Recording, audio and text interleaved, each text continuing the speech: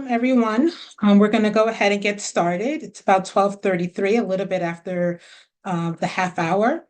Welcome to the Healthcare Leaders of New York Witt Kieffer session on building your executive brand.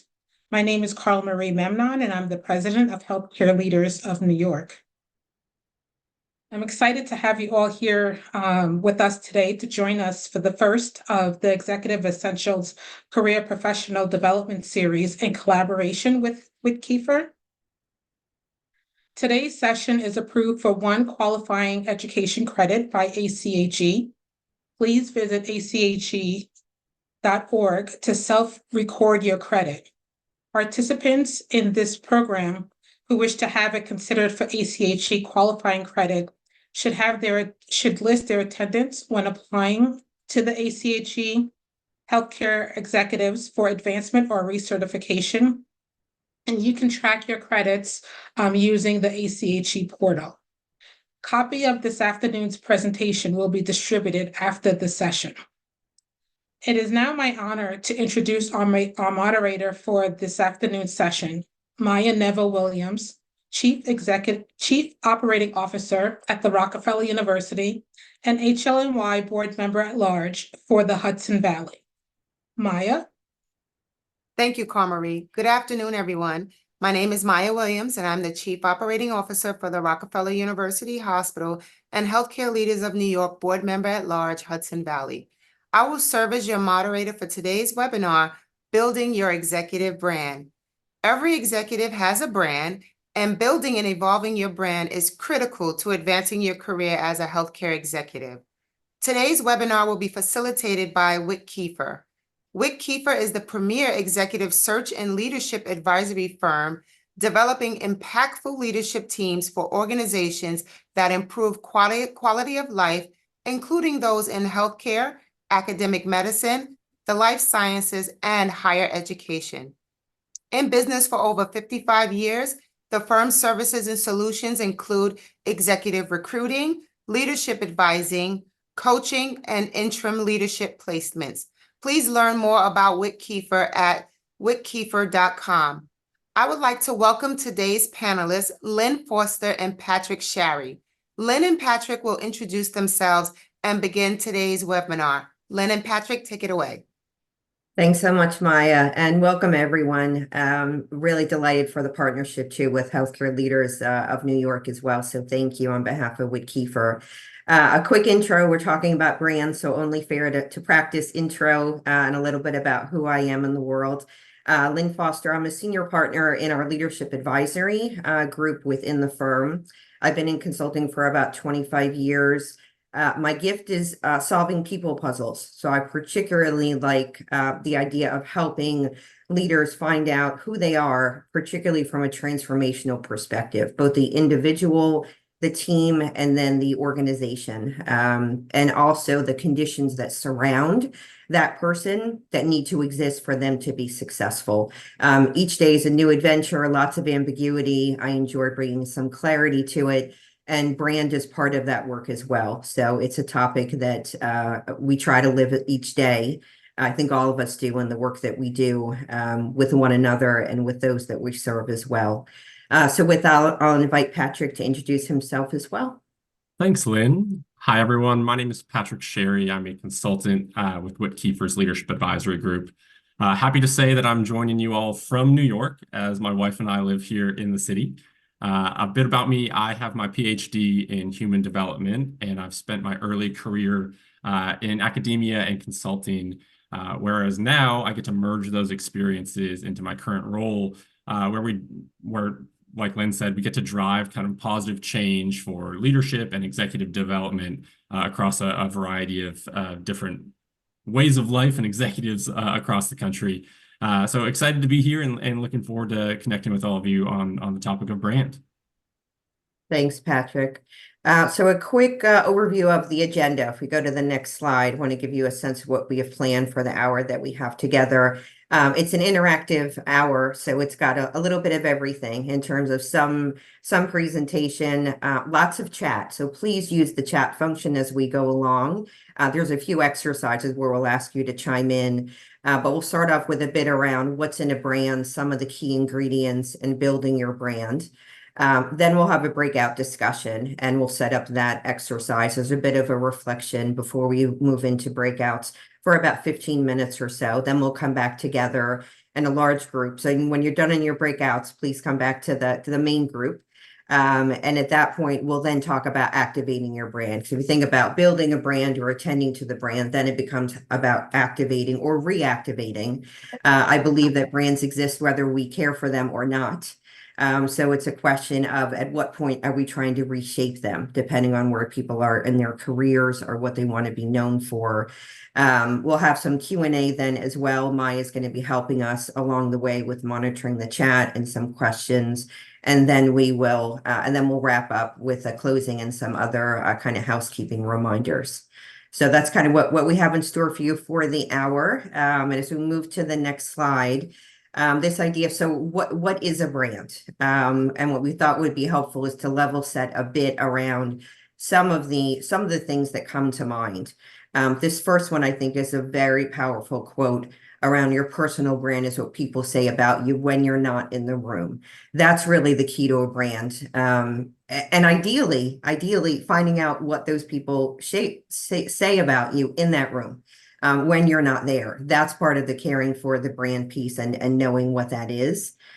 This idea of that we're all me incorporated, and one of our most important jobs is thinking about how we market ourselves. And then the idea of storytellers. You're the storyteller of your own life, and you can create your own legend or not. I think that brands are grounded in stories, and the more that people can share a concise story in a way that's memorable and has impact, and I'll say ideally with the intended impact, that's the tricky part about brands. Sometimes what you're trying to convey is not what was intended. So that ability to check to say, how did that land or how can I shift that? As humans and as people, we tend to, one of our gifts as well as one of our faults is kind of categorizing, right? We try and figure out who people are in the world and where they fit. What are they known for? So that's why the brand piece, particularly from an executive perspective and career, becomes an important piece to continue, working that through. And with that, I think that it would be great to kind of lean into this a bit and do a quick exercise, a fun exercise that Pat's going to take us through, which has some pretty famous New Yorkers in the mix as well as some others. So Pat, I'll turn it over to you to take it from here. Absolutely. Thanks, Lynn. I think this activity is two callbacks. One, as Lynn set up earlier with the agenda, it's a chat exercise, so that can be something you toss in the chat here or shout out. But also, two, it goes back to the Jeff Bezos quote of what are folks saying about you when you're not in the room? And I would venture a guess to say none of these four folks are in the room with us today. And if they are, I would like to be in a breakout group with Derek Jeter. But the exercise we're going to do is just a quick one-word, two-word descriptor or value that you ascribe to the individual. So we can start with Derek Jeter, Mr. November. What value descriptor do you think of when you think of Derek Jeter? I know for me, it's winner. So what are some other that you are thinking about for Derek?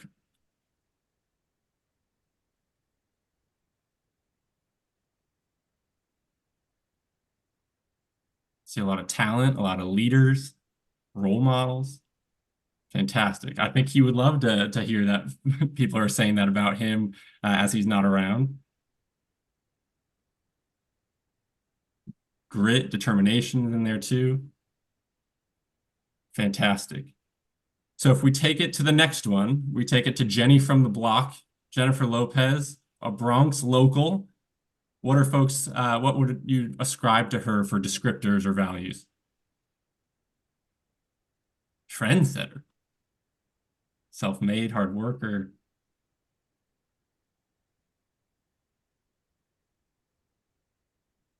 Persistent, hard worker, a lot of hard worker in there.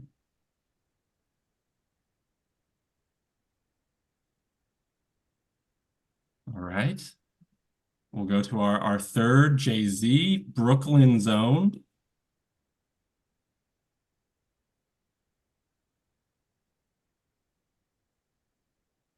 the GOAT, visionary, talented, forward thinker, innovator. Fantastic. And then we can do our last, Robert De Niro, I believe Manhattan. Derek Jeter kind of got away with the fact that he was born in New Jersey, but eventually became a true New Yorker. So Robert De Niro, we have storyteller.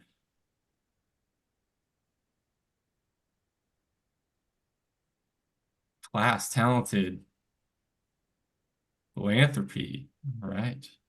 Now, obviously, all of these folks are incredibly talented in their own ways. We saw some of the other definitions or descriptors come up across the board in a variety of different ways, and you all are fantastic in the sense that they were all positive. I know this is a work event, a positive way of describing these individuals, and that's fantastic. And I'm sure they would love to hear these positive attributes assigned to them. So the question kind of becomes, do you think they created this themselves? Is that something they like actively were thinking of, hey, I'm going to be innovative, I'm going to be determined, I'm going to be a philanthropist? Or is that something that through their actions, it just came to be? And Lynn's going to talk about on the next slide a little bit of what those key ingredients might be as you start to develop a personal brand. Yeah, thanks, Pat. And I love the input. Thanks for chiming in on the chat with Pat. So some of the key ingredients, I'm going to start with what's over on the side of the slide around personal brand. It's a reputation that's intentionally built off the visibility and values that you outwardly represent. And that's key because this idea of, I've certainly done it myself as well, where something comes across and it's like, oh, that's not what I intended or what I want people to remember or think of me for. But the reality is that that's what's been sent out into the world. That's what people receive from it. So it becomes a check-in in terms of knowing what actually landed or didn't land, and then how to reshape that. How it's actually built is here on the other side of the slide, some of the key ingredients in the exercise that we just did with some of the celebrities around values. So trying to get a sense of thinking about first, what do you really care about? What is it fundamentally that tends to draw your attention because it has a meaning? Strengths, people tend to be more inclined to talk about strengths and be better at talking about strengths than areas. We all have areas to develop and build on, which sometimes is simply an overuse of strengths as well. But attending to that as part of one of the key ingredients, because at the end of the day, people are really best at what they enjoy doing. And so trying to align those with brand and career makes all the sense in the world.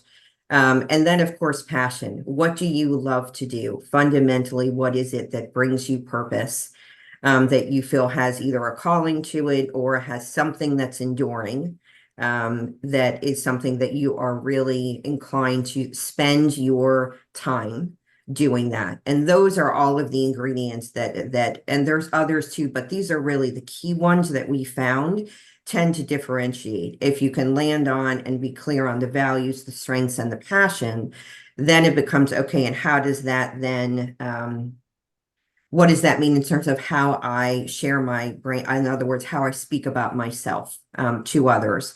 And what we've said here is, have you ever thought about what your brand is and how it impacts your career?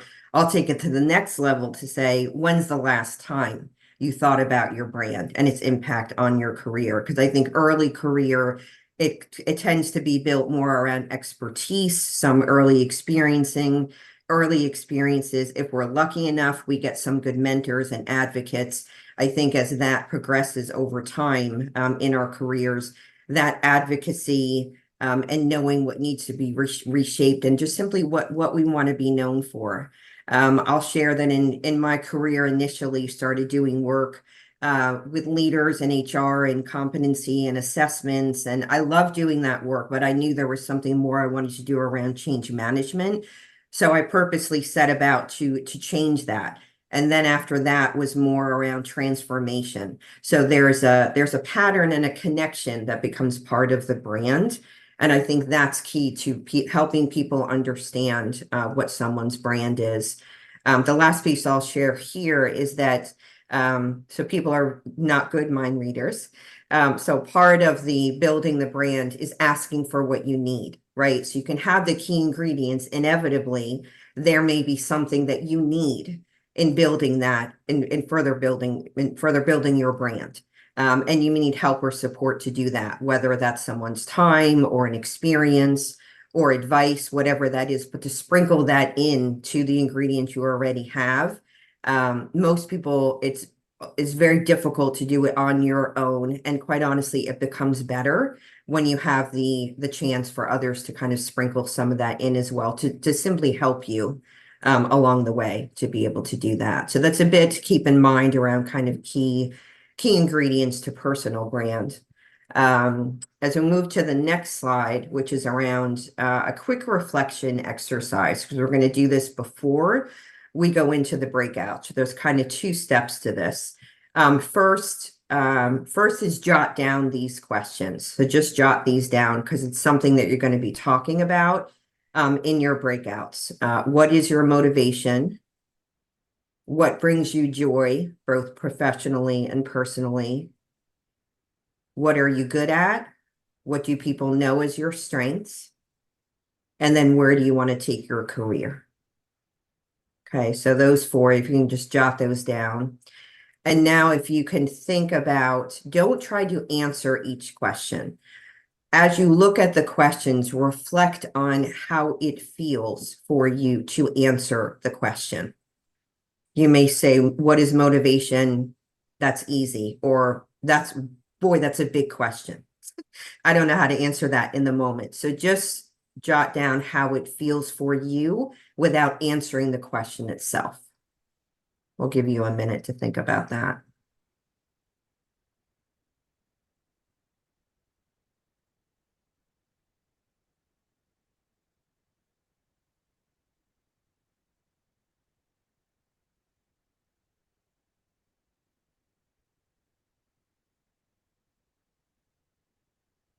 And Lynn, I would chime in and say, as we think about these questions, the answers are not like the answer to what is your motivation does not just become, oh, that is what my brand is. If you go back to we don't need to go back in the slides, but if you think about those three things that were going into the pot, like one as a standalone does not define the brand. They all interplay and create a bigger something. Think of it as a recipe. You're not just putting one thing in a pan and the dish is done. You're mixing together those ingredients, and the end result is something that is more complete and more reflective of the effort that you've put in. Yeah, I love that. That's great. Thank you, Pat, for sharing that as well.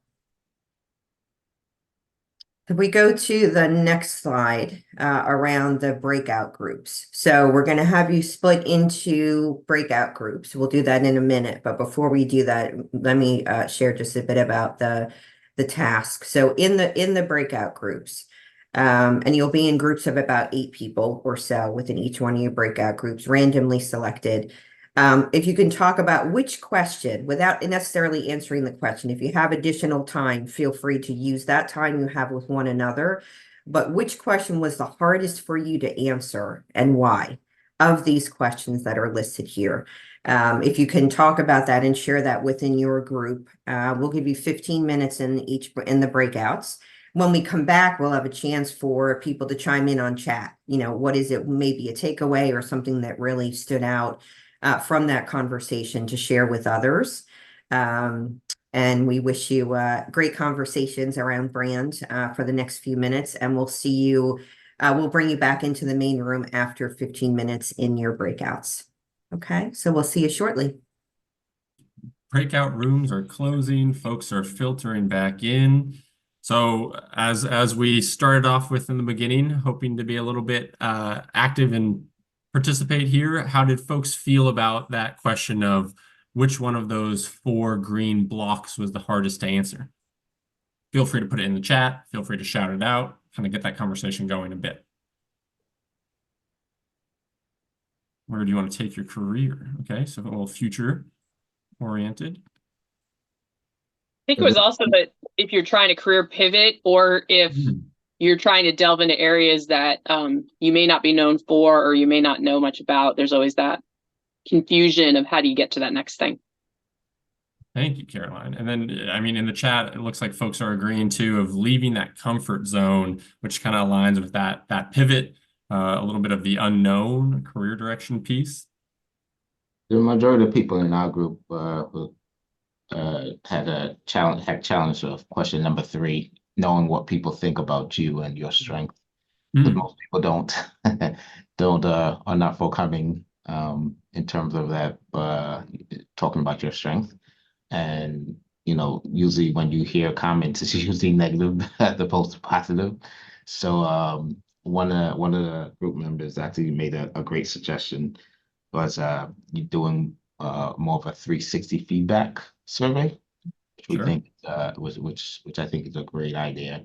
And we actually wanted to pose a question back to you guys.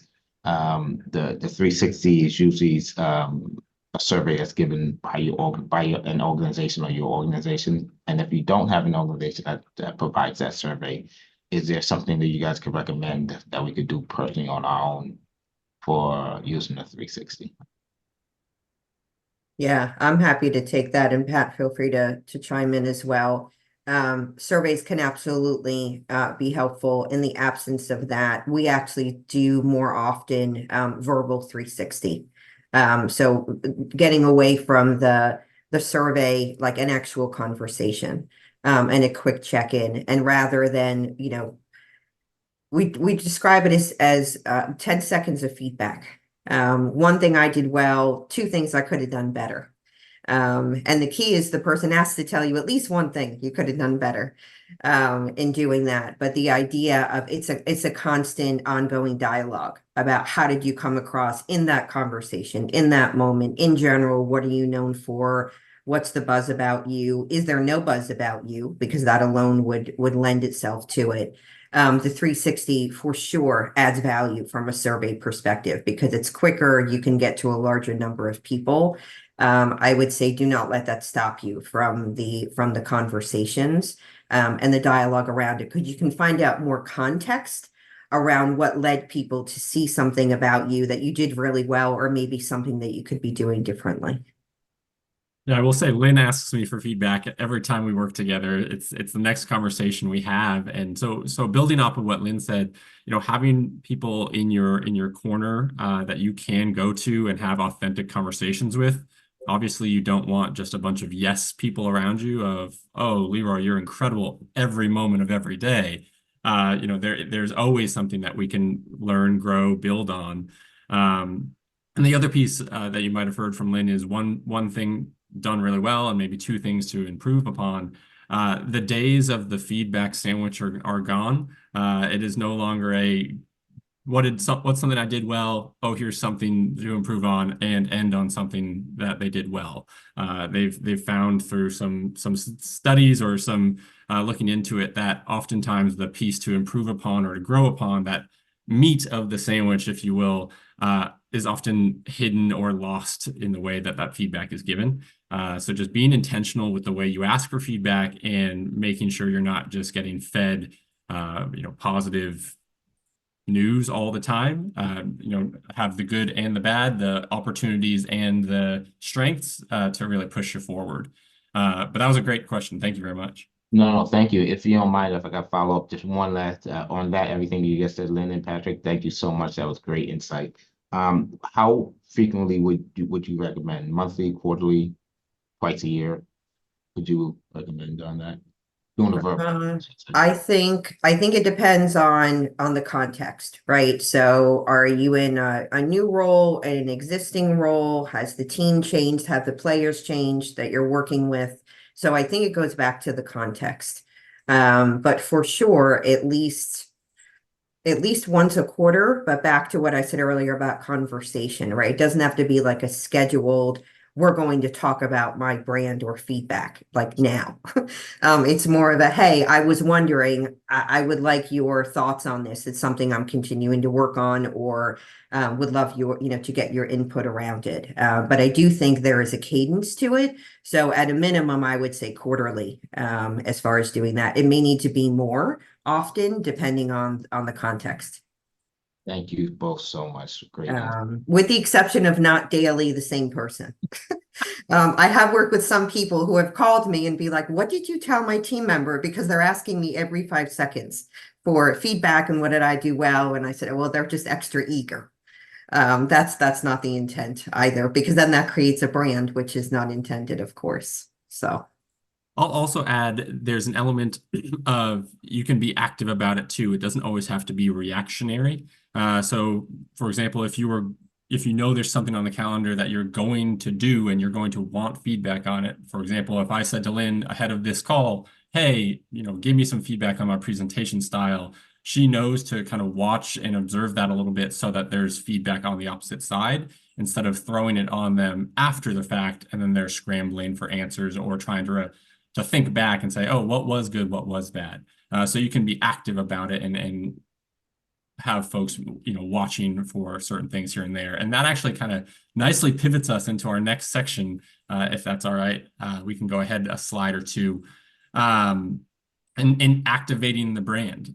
So those questions that we thought through, the 4 green questions, and even the last one of which one was the hardest to answer, that is starting to define your brand pillars. What makes you you? What are your strengths? Where do you want this brand to take you?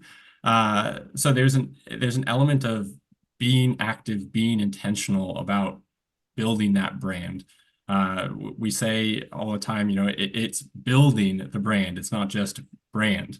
So some other things we can be thinking about is taking that initiative, connecting or surrounding yourself with people who have a similar worldview or values or strengths, and being able to learn from them, pick their brain.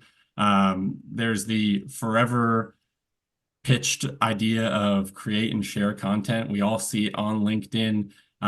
Getting the word out there about what you're passionate about, what you value, what you are interested in is a very good and quick way to kind of get the conversation going.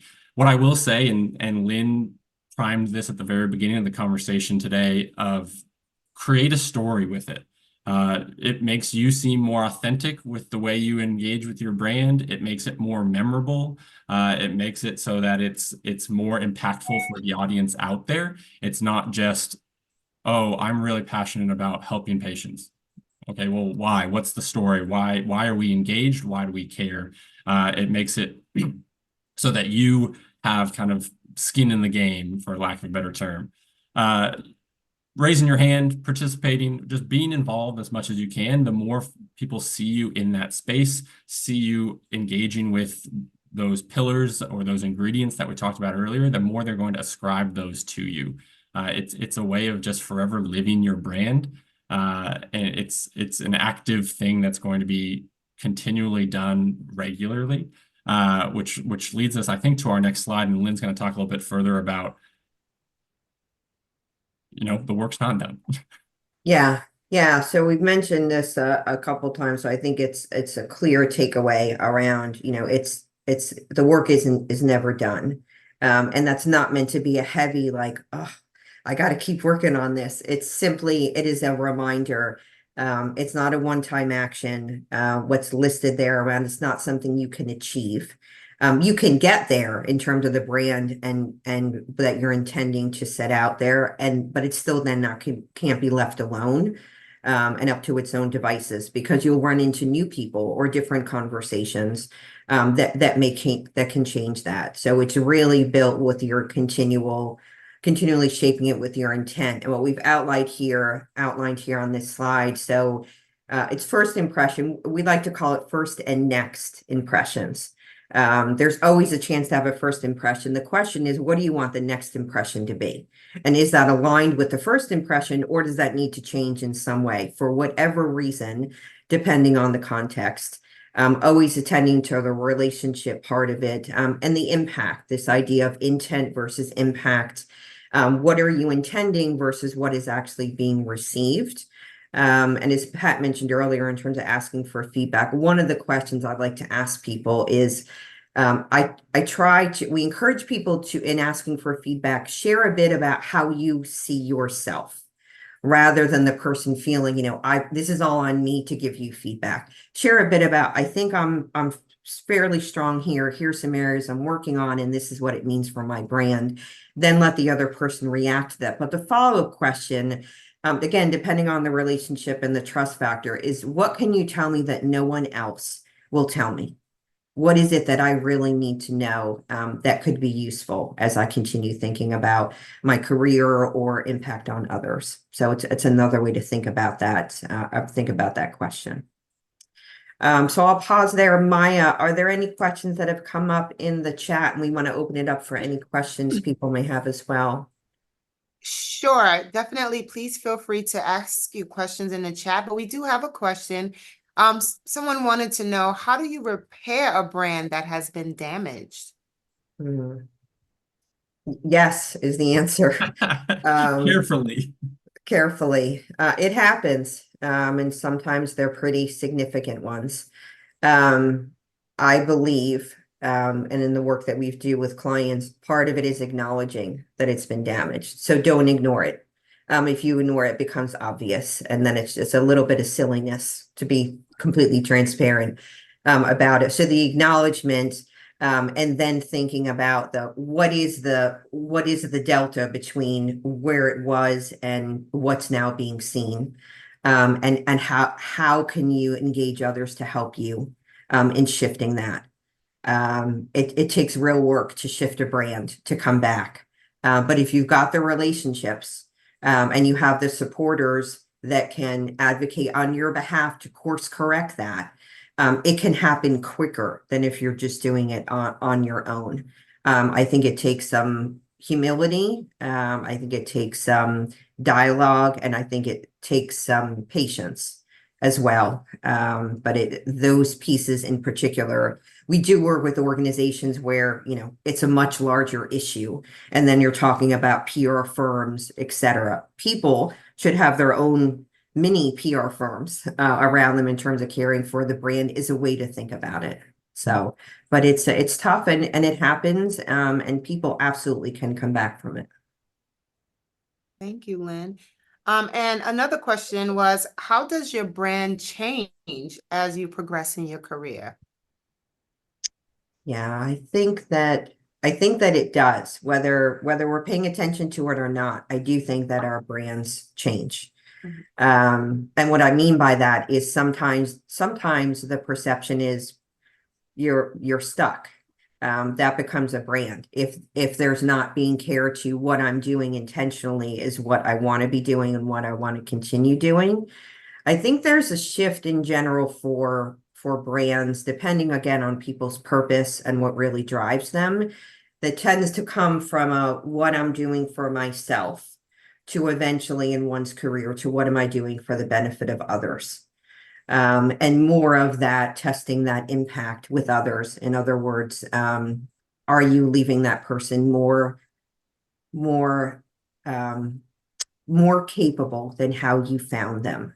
Tends to become a differentiator. I also think people become known for a multitude of different things, maybe not just one thing, depending on their brand.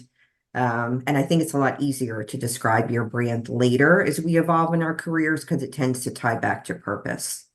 That's what I would say. Pat, what would you potentially add to that? Yeah, I'd also say, and this might just be a different way of thinking about or interpreting the question, just something we always say to each other, Lynn, of context matters.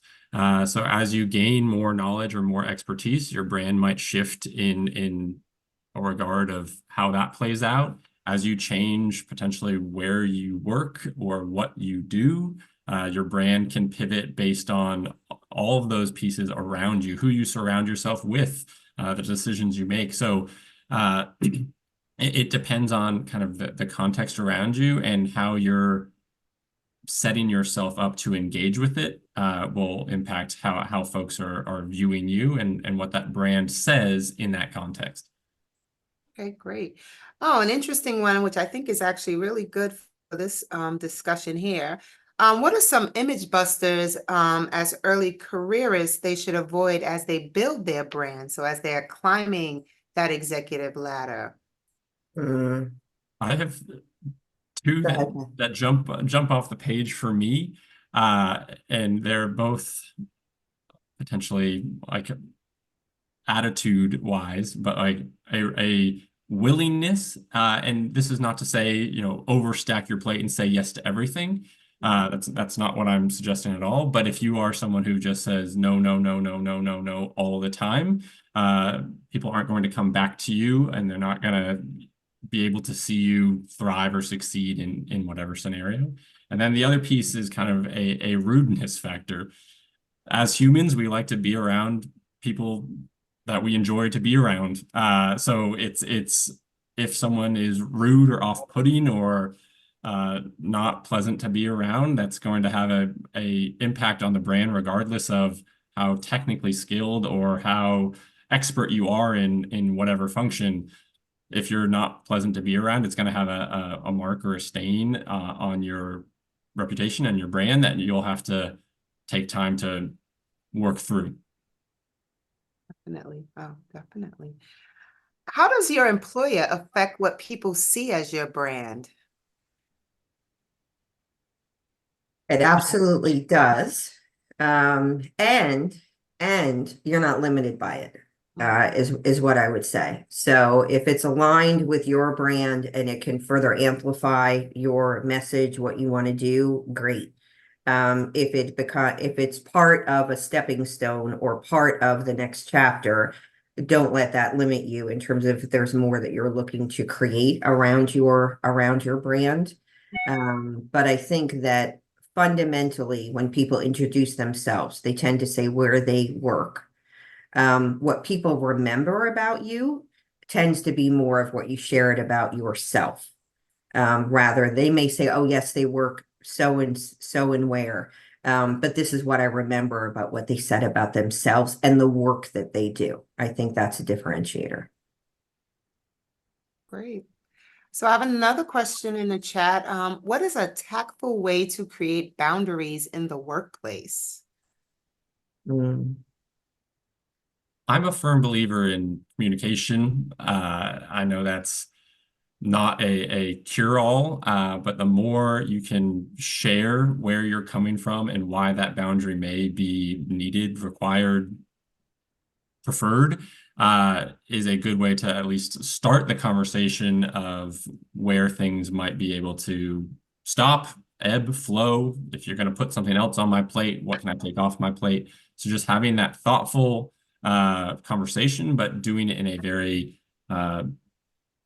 polite way, not just like, no, I can't deal with that, but I'm telling you why. But having that back and forth, having that understanding, I think connecting with people on the human level first is a good way to at least start the conversation. But Lynn, you might have additional thoughts there. So there was a book years ago. It's called Yes and. You don't have to go read the book. I'll give you the quick highlight. But when it first came out, we were using it in a leadership program. It's when I first heard about the book, and I thought, what a horrible idea. The answer is either yes or no, or maybe, or maybe. What I learned through that in terms of creating boundaries, and it has absolutely helped, and I've seen it help others, is this idea of yes and. So if someone were to say, if Pat were to say, Lynn, can you get to this today? I might say, yes, I hear this is a priority for you, and is it something we could pick up tomorrow? So it's acknowledging. The yes becomes the acknowledgement. The end becomes the, well, what do we need to potentially land on for that to actually happen? I think that is a differentiator, because if you say yes, but, or no, but, our minds immediately cut off. We stop listening at halfway through the conversation. So it's a way to engage and try and set some of those boundaries in that conversation. And I would say, and the setting boundaries, particularly in healthcare and the everyday work that we do, people understand that we need to take care of ourselves and one another. And part of that is the boundaries. So I wouldn't shy away from that either. Okay, great. Thank you, Lynn. So we have a few more questions. I know we're at time, so I think we'll ask one more question, and then we'll parking lot these, and maybe we can identify a way to respond to them later. How do you blend your corporate identity with a contrasting department identity? I'm thinking. Interesting one. I think it goes, so it depends on if you're trying to find a way to match them, or if they simply need to coexist. So that, back to what Pat said, the context matters. If there's truly a contrast, then I think it becomes being honest as a leader to say, here's what's different from our corporate identity or how we're known and what we're trying to create, or I'm trying to create here, so that they can coexist. If it's truly a disconnect, then I think it becomes more of thinking about what's driving that. And can the two become more like one another to kind of, serve the same purpose, or is it simply not going to work? Because that takes energy, when those two things are at odds. And that's, I think, something that executives and leaders have to think about in the daily work, right? What's the highest and best use of my spend in time? And thinking about your brand in the context of the organization, and is that aligned, or if it isn't. That's initially the best guidance I can give, but the context really does matter. About, does it need to be sorted and aligned, or can they coexist and kind of have some different emphasis from one to the other? Great. Thank you, Lynn. So I know one of our participants asked if we have a 360 evaluation form that we can provide as a resource. So I said, we'll follow up regarding that. I'm not sure if you have one now you want to post in the chat, Lynn or Patrick, but I know we're also at time. So if you do, we can also find a way to provide that on our LinkedIn page as a resource for our participants.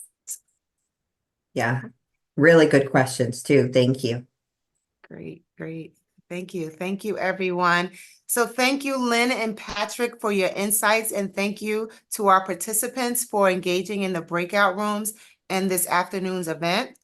With that, I will turn it over to Darren Daraj, President-elect, to close us out. Darren? Thank you so much, Maya. I appreciate it.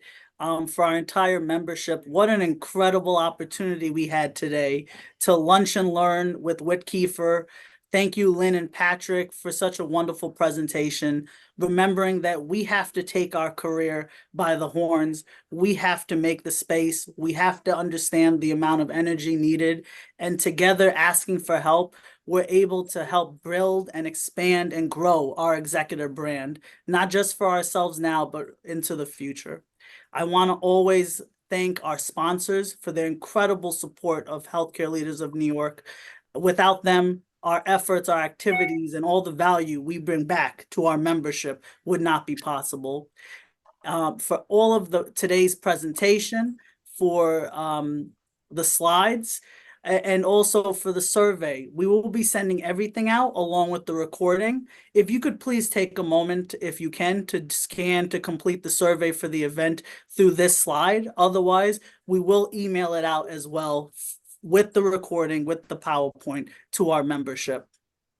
As always, thank you so much for attending our Healthcare Leaders of New York event, continuing to add value for our members, providing incredible opportunity to engage, to learn, and to grow. We look forward to seeing you all at our next event, both in person and virtual. Our next event will be at March 25th from 7 p.m. to 9 p.m. at Geno's East in Chicago, a part of our 2024 Congress and Chapter Leaders Dinner. And I think with that, I wish you all a wonderful day. Thank you for joining us. Thank you to Witt Kieffer. Thank you, Lynn and Patrick. Thank you to programs, and to all of you for making Hilney and our programs valuable, successful.